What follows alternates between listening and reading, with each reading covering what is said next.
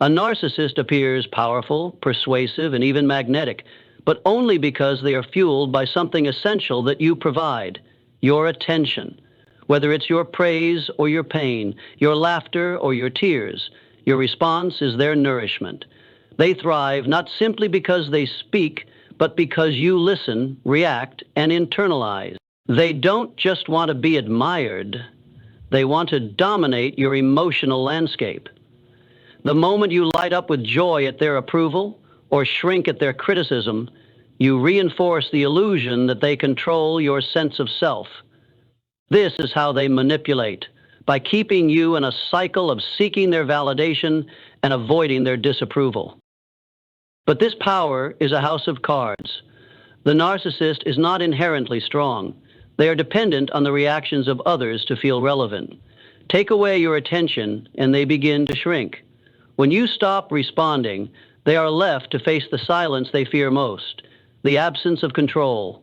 That is when their illusion begins to collapse. And you, the once captive audience, step into the role of author of your own identity. There's a moment in healing when silence speaks louder than shouting, when calm detachment outweighs fiery revenge. That moment is when you no longer feel the need to react. You don't argue, you don't explain, you don't prove. And that's when your true strength reveals itself. Indifference isn't coldness, it's clarity. It's the unshakable peace that comes from no longer needing the narcissist's approval or fearing their rejection. They relied on your emotional responses like oxygen. Anger, sadness, confusion, these were their tools of control, designed to keep you hooked.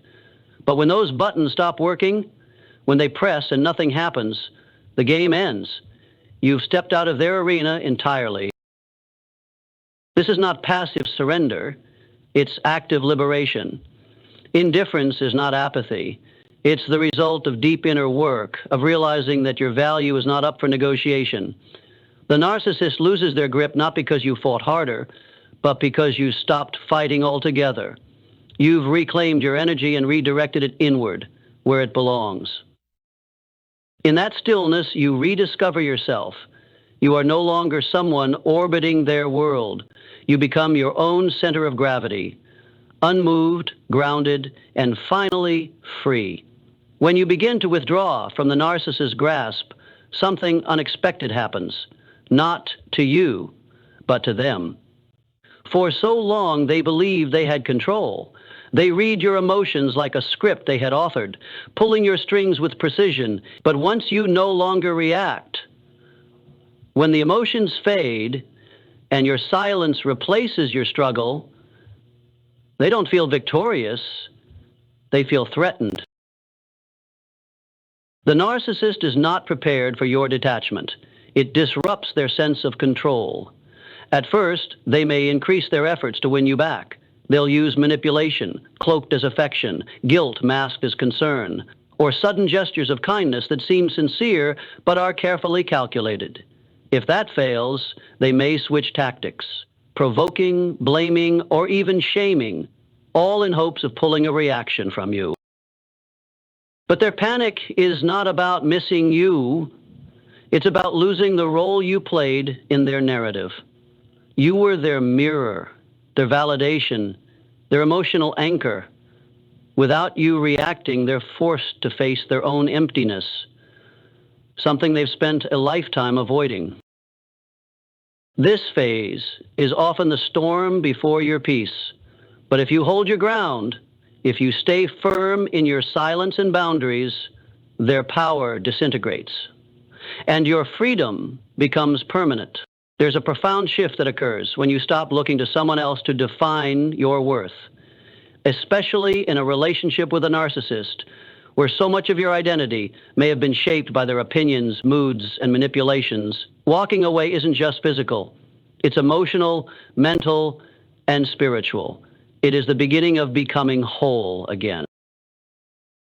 So when you let go of the narcissist's influence, you begin to hear your own voice, clear, steady, and honest. You're no longer drowning in their judgment or scrambling to meet ever-changing expectations. The confusion lifts. You realize that your needs matter, Your boundaries are valid, and your emotions are not something to be dismissed or used against you, sir. This reclamation of self isn't instant, but every day you spend away from their control is a day spent rebuilding the foundation of your true identity. You start making decisions based on what you want, not on how they'll react. You pursue peace instead of approval. And slowly you become someone who no longer flinches at silence, no longer fears rejection, and no longer compromises just to be chosen. You choose yourself, and that choice, fully and unapologetically, is the beginning of real freedom and authentic power. There is no louder silence than the one that follows a narcissist's voice once it no longer holds weight in your life. For so long, their words echoed in your mind, shaping your decisions, clouding your confidence, and making you question your value. But the true turning point comes when their opinion no longer defines you. That's when healing becomes transformation.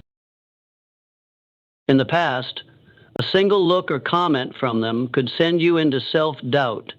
You sought their validation like oxygen, hoping their approval might finally bring peace, but it never did. Because peace doesn't come from being accepted by someone who never truly saw you. It comes from accepting yourself, exactly as you are.